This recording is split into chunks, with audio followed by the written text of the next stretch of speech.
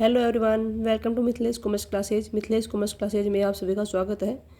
जब हम अपने जो कोरिलेशन है उस टॉपिक जो हम पढ़ रहे थे, तो अब उस क्लास को हम आगे कंटिन्यू करेंगे। तो उसमें जो हमने टाइप्स ऑफ द कोरिलेशन पढ़ेंगे, पार्शियल एंड मल्टीपल कोरिलेशन। इससे पहले हमने स्टैंडर्ड एरर पढ़ा दिया है, कोरिलेशन के बारे में बता दिया है आपको, ठीक है। तो अब हम क्या पढ़ेंगे, पार्शियल एंड मल्टीपल कोरिलेशन यानी आंशिक और बहुगुणी सहसंबंध। The study of the combinate effect two and more independent variables on the dependent variable in multiple correlation। यानी हमारा जब क्या होता है कि दो या दो से जो अधिक इंडिपेंडेंट जो वेरिएबल है यानी जो स्वतंत्र जो चर मूल्य है उसका प्रभाव यदि हमारे वन डिपेंडेंट वेरिएबल पर पड़ता है तो उसको हम क्या करेंगे, उसको हम बहुगुणी सहसंबंध यानी मल्टीपल कोरिलेशन कहेंगे। यानी जब हमारे दो या दो से अधिक इंडिपेंडेंट वेरिएबल का जो इफेक्ट है वो सामूहिक रूप से, कॉम्बिनेट इफेक्ट यानी सामूहिक रूप से किस पे पड़ता है, वन डिपेंडेंट जो वेरिएबल है उस पे पड़ता है, तो उसको हम क्या कहेंगे, उसको हम मल्टीपल कोरिलेशन कहते हैं, ठीक है। For example, study of the combined effect of the rainfall यानी x2 द्वारा इसको डिनोट करते हैं, and the fertilisation x3 on the production of the wheat यानी x1 यानी हमारे जो वीट जो यानी गेहूं के जो प्रोडक्शन पे हमारा जो रेनफॉल यानी जो जिसकी किसकी वर्षा की जो मात्रा और जो हमारी खाद की जो यानी फर्टिलाइजेशन यानी खाद के जो मात्रा है उसको हम दोनों का सामूहिक रूप से हमारा प्रोडक्शन ऑफ वीट यानी गेहूं के प्रोडक्शन पे क्या इफेक्ट पड़ता है, तो उसको हम क्या कहेंगे, उसको हम बहुगुणी सहसंबंध कहेंगे। ये हमने एग्जाम्पल द्वारा आपको समझा दिया है। अब बहुगुणी सहसंबंध को हम किससे डिनोट करेंगे, तो वो करेंगे it is the so by symbol capital R 1.23 बोल सकते हैं, ठीक है ना। इसमें हम क्या करेंगे, जो वन है यानी हमारा जो वन यानी वीट के प्रोडक्शन उसमें हमारा जो रेनफॉल और जो फर्टिलाइजेशन का कॉम्बिनेशन रूप से क्या प्रभाव पड़ता है यानी 2 और 3 का वन पे क्या प्रभाव पड़ता है उसको हम मल्टीपल कोरिलेशन के द्वारा आगे आपको फॉर एग्जाम्पल से भी समझाएंगे, ठीक है। सेकंड हमारा है पार्शियल कोरिलेशन यानी आंशिक सहसंबंध। आंशिक सहसंबंध में क्या करते हैं कि इसमें जो एक जो वेरिएबल्स है उसको हम क्या करेंगे कांस्टेंट मान के, और जो दो वेरिएबल है उसको मध्य जो भी सहसंबंध होगा उसको हम ज्ञात करेंगे। और जो हमारे मल्टीपल जो कोरिलेशन है यानी बहुगुणी सहसंबंध है उसका दो या दो से अधिक जो स्वतंत्र जो चर मूल्य है यानी इंडिपेंडेंट वेरिएबल का सामूहिक रूप से किस पे प्रभाव पड़ता है, वन डिपेंडेंट वेरिएबल पर। अब देखो इसको कैसे करेंगे, पढ़ते हैं आगे। In the above example for the zoom of the effect of the fertilisation and the constant यानी इसमें हम क्या करेंगे, फर्टिलाइजेशन यानी खाद के जो इफेक्ट है उसको हम क्या मानेंगे, कांस्टेंट यानी स्थिर मानेंगे।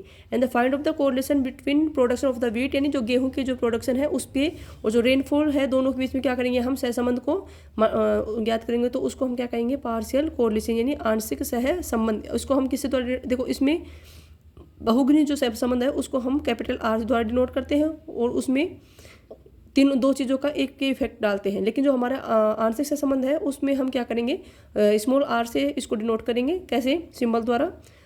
स्मॉल r 12.3 यानी हम एक को क्या मानेंगे, 3 को क्या मानेंगे, इसमें कांस्टेंट मान के 1 और 2 के बीच में क्या करेंगे, पार्शियल कोरिलेशन निकालेंगे।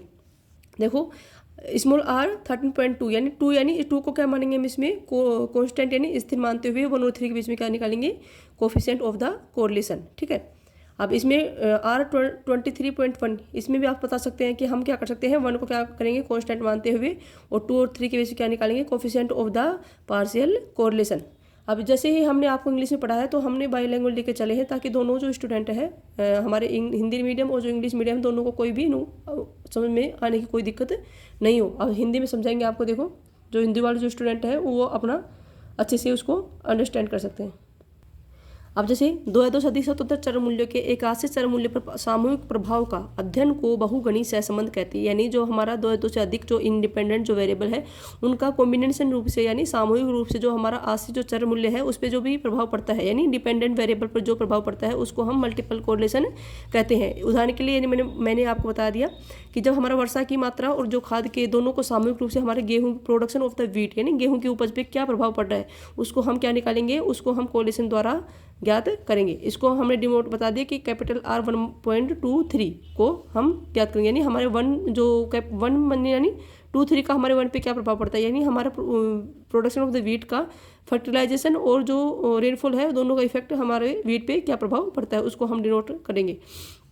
उदाहरण के लिए बता दें कि खाद के प्रभाव को स्थिर मानते हुए, अब देखो उसमें तो हमने पढ़ लिया मल्टीपल कोरिलेशन, अब हम पढ़ेंगे पार्शियल कोरिलेशन यानी हमारे जो एक जो वेरिएबल है उसको हम क्या मानेंगे, कांस्टेंट यानी स्थिर मानेंगे। यानी प्रभाव खाद की जो प्रभाव है उसको स्थिर मानते हुए जो हमारे वर्षा की मात्रा और जो हमारा गेहूं की उपज, उन दोनों के बीच में जब क्या करेंगे सहसंबंध निकालेंगे, यानी आंशिक, यानी एक को स्थिर मानते हुए दो के बीच जब हम क्या निकालेंगे सहसंबंध निकालेंगे तो उसको हम क्या बोलेंगे आंशिक सहसंबंध कहते हैं। इसको डिनोट करेंगे R1 2.3 यानी 3 यानी 3 को क्या मानेंगे इसमें कांस्टेंट यानी स्थिर मानते हुए, और 1 2 के बीच में क्या निकालेंगे हम coefficient of the partial correlation. Okay, आगे देखते हैं। आगे हम निकालेंगे calculation of the multiple correlation coefficient and the partial coefficient of the correlation, यानी बहुगुणी सहसंबंध गुणांक और आंशिक सहसंबंध गुणांक का परिकलन, यानी उसकी गणना कैसे करेंगे, उसके फॉर्मूले कौन कौन से फॉर्मूले होते हैं जिसके द्वारा हम उनकी गणना कर सकते हैं। अब पहले हम पढ़ेंगे मल्टीपल कोरिलेशन यानी बहुगुणी सहसंबंध गुणांक। तो बहुगुणी जो हमारे मल्टीपल जो कोफिशिएंट ऑफ कोरिलेशन है उसको हम इसे डिनोट करते हैं कैपिटल R से। अब कैपिटल R 1.23 यानी हम एक जो प्रोडक्शन है उस पर 2-3 का क्या प्रभाव पड़ता है ये देखते हैं, ठीक है। तो इसमें बहुत ही, यदि हमने एक भी फॉर्मूला याद कर ले तो हमारे आगे फॉर्मूला याद करने में कोई भी प्रॉब्लम आने वाली नहीं है। अब देखो R12 का स्क्वायर प्लस R13 का स्क्वायर यानी R12 का स्क्वायर प्लस R13 का स्क्वायर माइनस 2 लगा के आगे R12 multiply R13 multiply R23 divide by जो भी पॉइंट की जो बाद में को नीचे हम उसको क्या करेंगे 1 में से उसका स्क्वायर निकाल के घटाएंगे, यानी डिवाइड बाई 1 माइनस 23 यानी पॉइंट के बाद 23 का whole square divide whole under root करेंगे, ठीक है। सेकंड है, अब देखो ये यदि हमें आ गया तो इसको आने में कोई प्रॉब्लम होगी नहीं, क्योंकि R 2.13 यानी हमें 2 पे इफेक्ट डालना है, दोनों 1 और 3 का 2 पे क्या इफेक्ट पड़ता है। अब क्या करेंगे R21 यानी 2 और 1 R21 का स्क्वायर प्लस R23 का स्क्वायर माइनस 2 R12 जो लास्ट वाले सेम रहेंगे R12 multiply R13 multiply R23 divide by 1 minus R13 यानी पॉइंट के बाद क्या है 13, तो R13 का स्क्वायर इसका whole square under root. Third क्या है इसमें, थर्ड है जैसे R3.12 यानी 3 पे 1 2 का क्या इफेक्ट पड़ता है, तो देखो इसमें 31 यानी R31 का स्क्वायर प्लस R32 यानी 32 का square minus 2 R12 R13 R23 divide by जो पॉइंट की जो बाद में है उसको हम डिवाइड करेंगे नीचे, उसको 1 में से घटाएंगे, जैसे इसमें क्या है 12 है तो 1 माइनस R12 का स्क्वायर, ठीक है। ये तीनों फॉर्मूले आपको अच्छे से याद हो गए होंगे। एक दो बार फिर यदि एक याद हो गया तो उसको याद होने में कोई दिक्कत नहीं, क्योंकि ये हमारा सेम है ये पोर्शन। फिर ये जो नीचे जो पॉइंट की जो बात आएगा उसको हम क्या करेंगे नीचे घटा देंगे, और ये है 1 3 1 3 2, देखो 2 1 2 3 1 2 और 1 3 अच्छे से याद हो गए होगा ना। अब आगे हम देखेंगे partial coefficient of the correlation.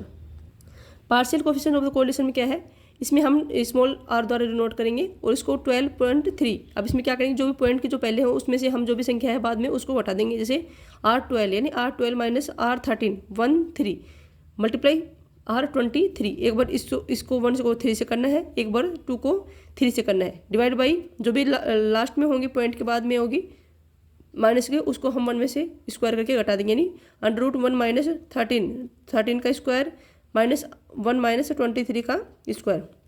आगे है स्मॉल R 13.2 यानी R13 माइनस 12 1 2 और 2 3, ठीक है 23 डिवाइड बाई 1 माइनस 12 का स्क्वायर 1 माइनस 23 का स्क्वायर। ऐसे ही R 23.1 यानी 23 R23 में से क्या घटा देंगे R12 और R13 डिवाइड बाई 1 माइनस 21 का स्क्वायर माइनस 1 माइनस 31 का स्क्वायर, ठीक है ना। अब फॉर एग्जांपल के आगे हम आपको एक एग्जांपल देके मल्टीपल कोरिलेशन और पार्शियल कोरिलेशन हो उसको उदाहरण द्वारा हम क्या करेंगे समझाएंगे आपको।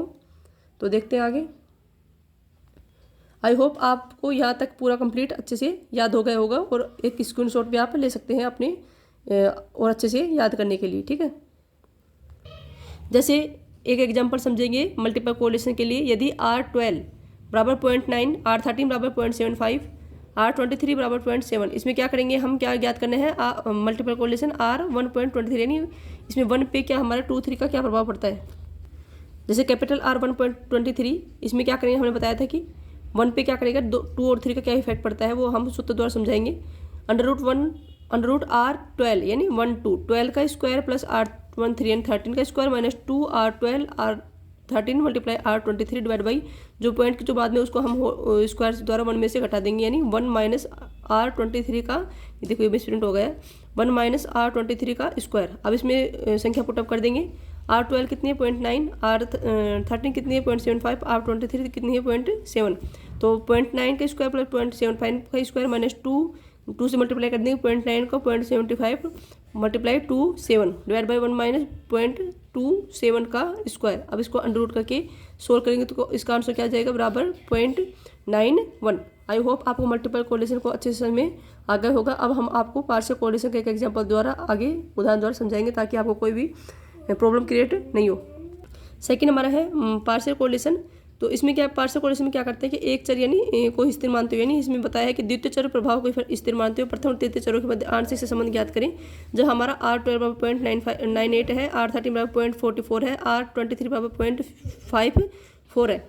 अब इसको द्वारा हमने सूत्र बताया था कि R13.2 बराबर R13 को में से घटा देंगे जो 12 और 23 को, यानी 13 minus R12 multiply R23 divide by जो ऊपर है उसको नीचे होल्ड करके 1 में से घटा देंगे, यानी अंडर रूट 1 माइनस R12 का स्क्वायर 1 माइनस R23 का स्क्वायर। अब 13 का इसमें कितनी संख्या दे रखी है, 0.44, यानी 0.44 minus 0.98 multiply 0.54 divide by 1 minus ये जो ऊपर संख्या है उसको नीचे होल्ड करके इसको स्क्वायर कर देंगे, 1 माइनस 0.98 का square divide by multiply 1 minus 0.54 का स्क्वायर। सो जब सोल्व करेंगे इसका आंसर आ जाएगा 0.532। आई होप आपको अच्छे से समझ आ गया होगा टाइप ऑफ द जो कोरिलेशन है इसमें मल्टीपल और जो हमारी पार्शियल कोरिलेशन है।